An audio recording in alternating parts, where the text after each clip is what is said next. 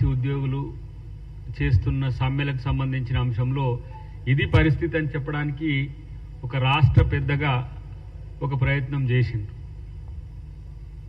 పరిస్థితి ఎట్లా ఉంది అని తెలుసుకోవాలనే ఉద్దేశంతో దానికి బీజేపీ బీఆర్ఎస్ నాయకులు స్పందిస్తున్న తీరు చూస్తే హాస్యాస్పదం.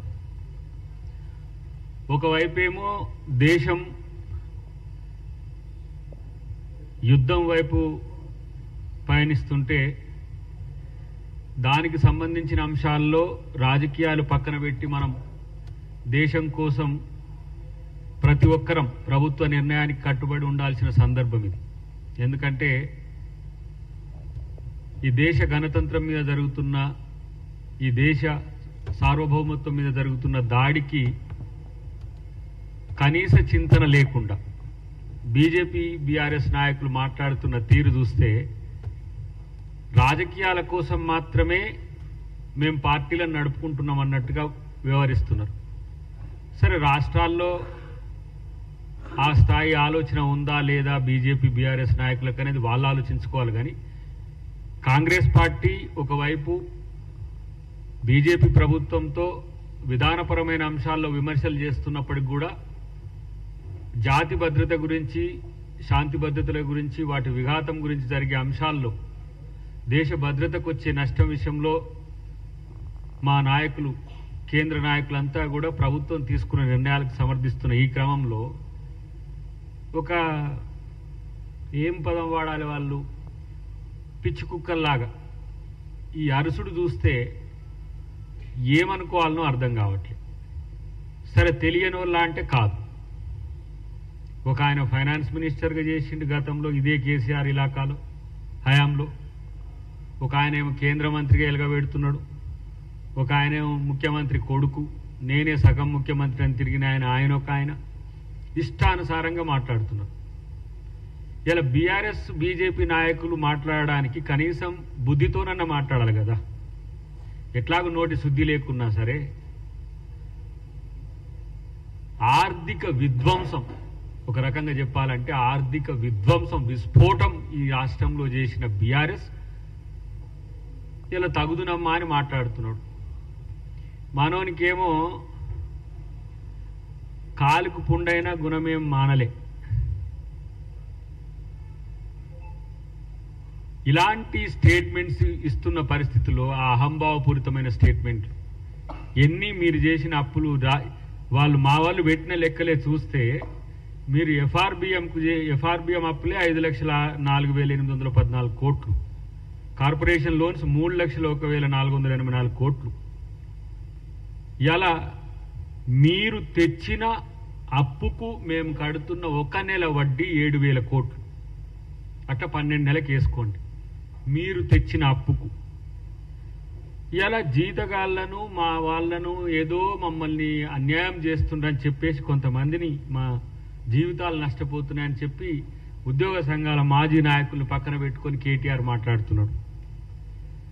ఆ రోజు ఒక్కరోజైనా మరి ఈ 9 సంవత్సరాల్లో పిఆర్సీలు ఇవ్వకపోయినా, ఏవి ఇవ్వకపోయినా మాట్లాడిన దాఖలాలు అయితే లేవు. ఎందుకంటే వాళ్ళు టీఆర్ఎస్ పార్టీ నాయకులు కాబట్టి టీఆర్ఎస్ పార్టీకి, టీఆర్ఎస్ కాదు కదా ఇప్పుడు బీఆర్ఎస్ పార్టీకి వాళ్ళు ఆ విధంగా ఉండాల్సిన సందర్భం అవుతుంది.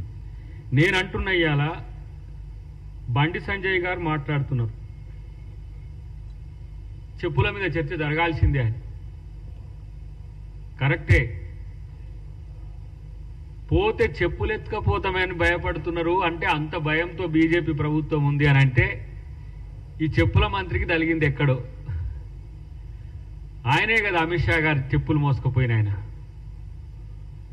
మన టెంపుల్లో, మహంకాళి టెంపుల్లో చెప్పులు మోసిన మంత్రి ఆయన చెప్పుల గురించి అలా మాట్లాడుతున్నాడు. మీరు కానీ కిషన్ రెడ్డి గారు కానీ బహిరంగ చర్చకు వస్తే కేంద్ర ప్రభుత్వం నుంచి మీరు తెచ్చిన, మీరు ఇచ్చిన నిధుల వాటా గురించి తెలుస్తామా? ఎక్కడికైనా రాగలరా? ఇవన్నీగా మీరు సమయం చెప్పినా సరే, ప్లేస్ చెప్పినా ఇవన్నీ పాత అరిగిన రికార్డులు. మేము బీజేపీ ఆఫీస్కే వస్తాం, చలో ఏ రోజో చెప్పమనండి. తెలంగాణ ప్రభుత్వం ఎన్నిసార్లు మోడీ చుట్టూ తిరిగింది, మీరు కొడుతున్న బోడిగుండుకు కారణాలు మీరు చెప్పాలి. ఎన్ని వేల కోట్ల రూపాయలు, ఎన్ని లక్షల కోట్ల రూపాయలు మా ప్రభుత్వం వచ్చినాక మీరు ఇచ్చిందో చెప్పాలి. ఇలా ఎస్సీయూకు సంబంధించిన భూముల విషయంలో తనఖా కూడా కాదు, అది ఒక 120 ఎకరాలకు సంబంధించిన అంశంలో 400 ఎకరాలను ప్రచారం చేసి దాని పేరు మీద టీజీఐఏసీకి మేము ఇలా దాన్ని అసైన్ చేసి వాటి విషయంలో మీరు కార్యాచరణ తీసుకోమని చెప్తే దేశం పర్యావరణం మొత్తం దెబ్బతిన్నట్టు గగ్గోలు పెట్టిన దద్దమ్మల్లారా, మీరు రాష్ట్రానికి ఇచ్చింది ఏందో చెప్పండి ఫస్ట్. ఈ రాష్ట్రంలో అమలవుతున్న పథకాలన్నీ మావే, మేం చేసినే, మేం పెట్టినాయి అని అంటున్నాడు బండి సంజయ్. నేనంటున్నా, మీకు నిజంగా చిత్తశుద్ధి ఉంటే, మీకు నిజాయితీగా రాజకీయాల పట్లనో ఈ తెలంగాణ ప్రజల పట్లనో మీకు చిత్తశుద్ధి ఉంటే మీరు శ్వేతపత్రం విడుదల చేయండి. మీ ప్రభుత్వం ఏమిచ్చిండ్రో ఈ రాష్ట్రానికి. గతంలో ఆయన కిషన్ రెడ్డి గారు చెప్పిన 9 లక్షల కోట్ల రూపాయలు ఇచ్చినామని చెప్పి టీఆర్ఎస్ ప్రభుత్వం హయాంలో. ఇలా తెలంగాణ ప్రభుత్వం ఎంత పన్నుల రూపంలో కడుతున్నామో, మాకెట్లా డెవల్యూషన్ ఆఫ్ ఫండ్స్ వస్తున్నాయని మేము అడగట్లే. మీరుగా ఈ రాష్ట్రానికి ప్రత్యేకంగా మీరు చేసిన పథకాలు, వాటి వివరాలు గనక చెప్పితే ప్రజలు తెలుసుకుంటారు. కనీసం నిస్సిగ్గుగా నిర్లజ్జగా మాట్లాడుతున్న పరిస్థితి. అలా ఈటల రాజేందర్ గారు of BRS, of BJP, same ఇక్కడ రాజకీయాలు ఉన్నట్టే ఉన్నాడు ఆయన. బీజేపీ కమలం కాడకు బీఆర్ఎస్ కాడ అంటుగట్టినట్టే ఆయన సగం ఆడా ఉన్నాడు, సగం ఈడా ఉన్నాడు. మరి మీరు ఫైనాన్స్ మినిస్టర్గా ఉన్నారు కదా, ఈ అరిష్టంతో చేస్తున్న, ఇంత పెద్ద ఎత్తున చేస్తున్న అప్పులు వద్దని చెప్పి నివారించిండ్రా మీరు? ఫైనాన్స్ మినిస్టరే కదా. ఇవాళ ఇన్ని అప్పులు, ఎఫ్ఆర్బిఎం రూల్స్ ను బ్రేక్ చేసి లక్షల కోట్ల అప్పులు చేస్తుంటే బీజేపీ ఏం చేసింది? కేంద్ర ప్రభుత్వంలో ఉన్నారు కదా. మరి ఆ రోజు లేవని నోర్లు ఈ రోజు ఎట్లా లేస్తున్నాయి? దేని కొరకు లేస్తున్నాయి? దేన్ని సాధించడానికి లేస్తున్నాయి? అంటే ఇవాళ రాష్ట్రంలో ముఖ్యమంత్రి గారు, డిప్యూటీ సీఎం గారితో పాటు మంత్రివర్గము ఎన్ని రకాల ఇబ్బందులు ఆర్థిక అంశాల్లో వచ్చినప్పటికి కూడా దుబారాన్ని తగ్గించడమే కాదు, ఎక్కడ కూడా ప్రజలకు తగ్గకుండా చేస్తున్న కార్యాచరణ మీకు ఇలా కళ్ళ కుట్రుగా ఉంది. ఎక్కడ మేము తక్కువ చేసినామో చెప్పండి.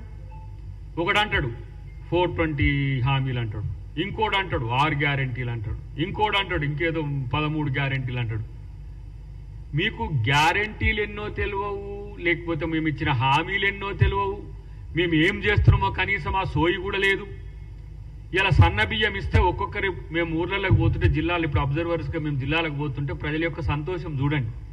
కనీసం సంతోషపడే ఆలోచన మీకు ఎట్లాగూ లేదు, కానీ ఆ ప్రజలు పడుతున్న సంతోషానన్న చూడండి.